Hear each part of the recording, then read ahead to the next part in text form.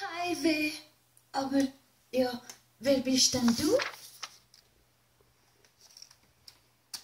Super.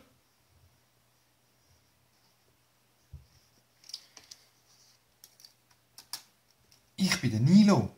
Draussen warten ein paar Kollegen. Wir bringen dich heim. Ah, der Nilo. Dich kenne ich.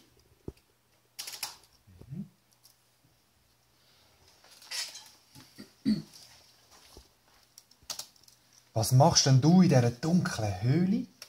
Psst, nicht so laut. Wir müssen ganz leise sein.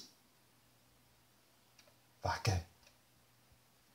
Der Schluddimumpf, ein gemeiner Zwerg, der darf uns nicht hören. Nochmal?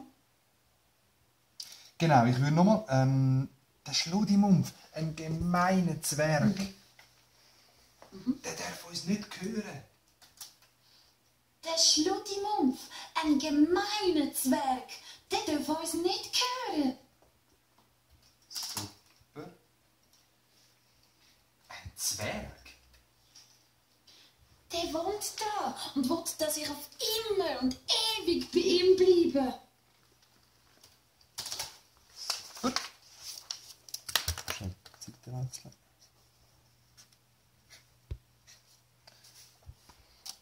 Oh, ja und du? Willst du noch auch da bleiben? Geht's noch? Nein, sicher nicht. Ich will unbedingt heim, wenn ich nur wüsste, wo genau durch. Also komm, ich weiss, wie wir zurück zum Ausgang finden. Hey, was ist denn das da überhaupt da rein? Das sieht ja aus wie ein Spielplatz. Ja, das ist eben am Zwerg sein geheimer Ego-Spielplatz, wo er mit niemandem